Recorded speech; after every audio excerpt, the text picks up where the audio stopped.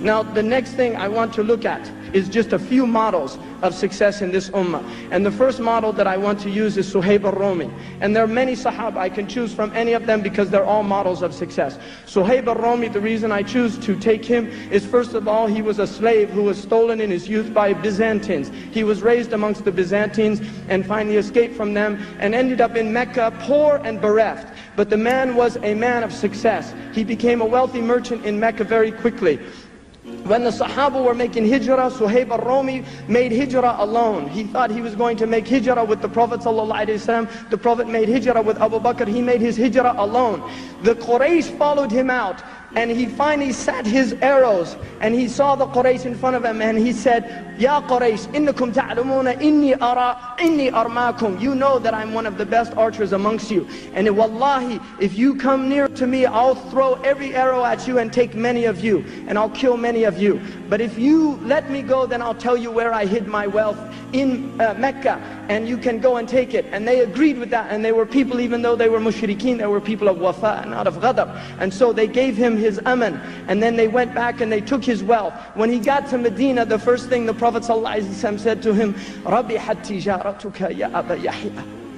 Your tijara with Allah that was successful. Your tijara with Allah was successful.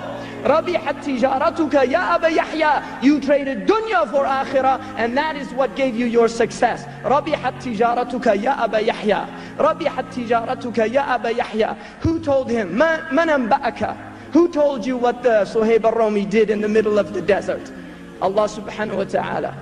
And this is the gift of Suhaib al-Rumi to this ummah. Min an-nas, from those who sell themselves, seeking only the desire of Allah, seeking only the contentment of Allah. The next successful model I want to use is a black woman who we don't even know her name, who used to sweep the masjid of the Prophet sallallahu alaihi wasallam.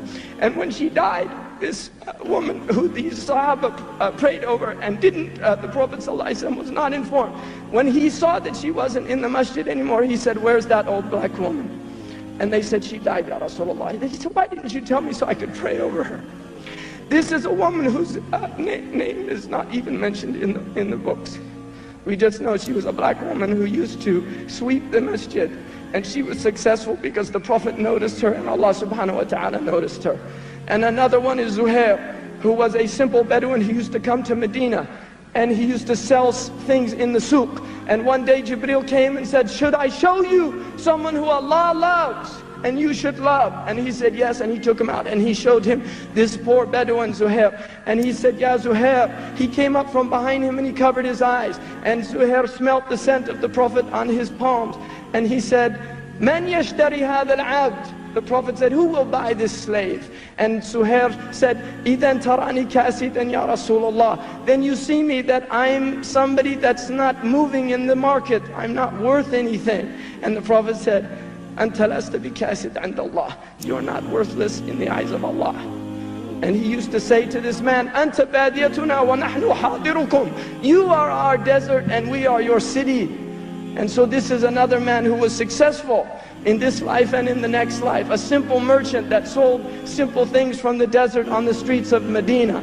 And then the next person I want to look at is somebody who was a black African man whose name is Sa'id ibn Jubair, radiyallahu anhu, one of the greatest of the tabi'een. This was a man who grew up with a love of knowledge that attached him to the greatest of the Sahaba. He was a student of Abu Musa al-Ash'ari. He was a student of Abu Sa'id al-Khudri. He was a student of Abu Huraira, and finally he became one of the greatest students of Ibn Abbas radiyallahu anhu.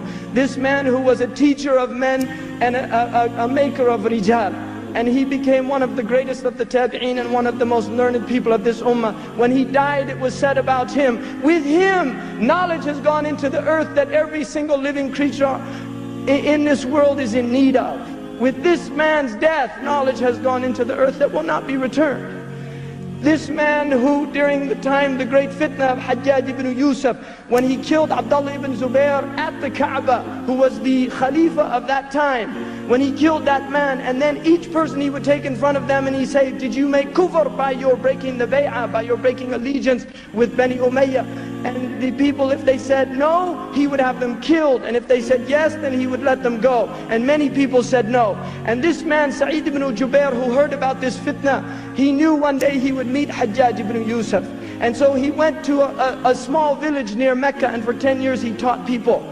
For 10 years people of Mecca would go and learn from this man. And Hajjaj, when his governor found about the power and the authority that this man had amongst the people, he sent his armies to get this man. And his armies came, and when they took him from his house, his daughter began to weep. And she said, his daughter began to weep, and she said, and he said, liqa'una fil jannah. Our meeting is in Jannah. So he knew where he was going. وَأَعْظَمُ جِهَادٍ كَلِمَةَ الْحَقَّ مَعَ سُلْطَانٍ جَائِرٍ. And the greatest jihad is to speak the truth in front of an unjust tyrant and then be killed for it. And this is the ahad which Sa'id ibn Jubair had. And so he was brought before in front of Hajjaj ibn Yusuf, and he said, Man anta? And he said, Sa'id ibn Jubair. And he said, Bal anta Shaqi ibn Iksir. You're the Shaqi, because Sa'id is felicitous. He said, you're the wretched, the son of the broken. Jubair is the one that fixes. And he said, my mother knew what my name meant more than you did. And then he asked him a series of questions, and in the end he told him, how do you want to be killed? And he said, you have no power to do anything to me, just do what you want. And he told him, I will be the last person that you kill. When he left, Sa'id ibn Jubair began to laugh, and he had him brought in, and he said, what are you laughing about? He said, I'm laughing at your arrogance before Allah subhanahu wa ta'ala. How stupid you are, what a fool you are to think that you are some kind of tyrant in the earth that can do what he wants and you won't. And he said, Wallahi, I'm the last person that you are going to kill. And Hajjaj ibn Yusuf said to him, I've killed better than you. And he said, exactly, those people forgave you. I'm not going to forgive you. And I'm making dua against you, and Allah will take you. Hajjaj ibn Yusuf, after he was killed, Hajjaj ibn Yusuf lived 15 days. Every night he would see in his dreams Sa'id ibn Jubair pulling at his feet or grabbing his neck, and he would shout out, Mali was Sa'id ibn Jubair, Mali was Sa'id ibn Jubair. This is the power of the wali of Allah. You see, this is the power of a wali of Allah. This is the power of successful people. And then the next person I want to look at is Sahnun, the great Qadi of Tunis, of Al-Qayrawan. And this is a man who lived his life in poverty and humility and became one of the greatest scholars of this ummah. The Ibrahim ibn al-Aghlab, who was one of the greatest rulers that this ummah has seen, who was a scholar and a hafiz of Quran, who began the Dawla al-Aghaliba in Tunis. When they wanted to appoint Sahnun as the Qadi, he refused. For 1 year this man argued with him. Finally the Sultan worked out a strategy. He brought him before him and he said, what do you say about a man who's the best of the Muslims and the ruler wants to appoint him as Qadi? What do you say about this man? He said he should be forced. What if he refuses? And he said, then you should still force him until he accepts it. He said, what if even forcing doesn't work? Then he should be whipped until he accepts it. And he said, Araka hadha rajul, you are this man. What do you want me to do?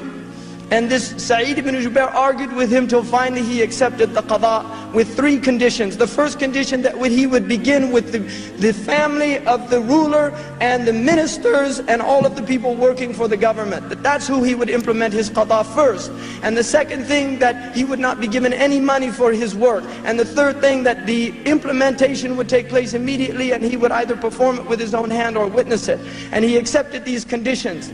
Now this man, when Sahnun, when he became the Qadi of Al-Qayrawan, the people rejoiced because he brought justice to that city. One of the women who was accused of having a house where women were servicing men, what he did was he had the house destroyed, and then he took that woman and he put her in a neighborhood surrounded by Salihin.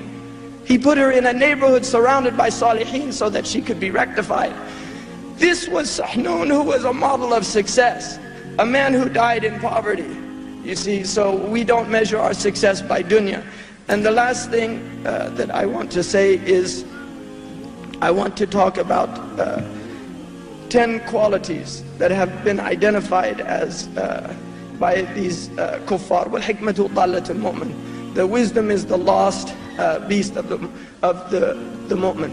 And I want to say, there are many women that I could use it as examples, and I think it's important to mention one of our most successful women, and that is Aisha radiallahu anha. one of the greatest intellectuals and scholars of this ummah, who was in the house of the Prophet of Allah sallallahu alaihi wasallam, not wasting her time in frivolity, but learning and absorbing the knowledge of this deen, to the point where all of the Sahaba recognized Aisha and went to her for guidance and for fatwa. And Fatima, the daughter of the Prophet ﷺ, who is the model of a woman who, again, much is unknown of her life, but we know who she produced. Hassan wa Hussein, Shababa Ahl al-Jannah, the two youth of the people of Jannah, and look at their lives, Hassan and Hussein. And this is a woman who, her children are a testimony of who she is. And I will say, every single man that I mentioned, behind him is their mother. Every single man of success in this dunya and in Akirah, behind that man is the mother or the murabbiya who raised that man. And the women should recognize that we have countless women in the history of Islam whose names are unknown to us, but the works that they produced are in the children that they produced, the men and the women that they produced. And Malik ibn Anas, there is no Malik ibn Anas without Malik. There is no Malik ibn Anas without the mother of Malik, who, when he went to study first, he said she used to tie the turban on my head. His mother used to tie the turban on his head, and she would say to him, "Khudh min hilmi ibn Hurmuz qabla an ta'khudha min ilmihi." Take from his forbearance before you take from his knowledge, because the woman knows the importance of forbearance. And the murdiya, the murabbiya of the Prophet is Halima, is the woman of hilm. You see, these are the successful people.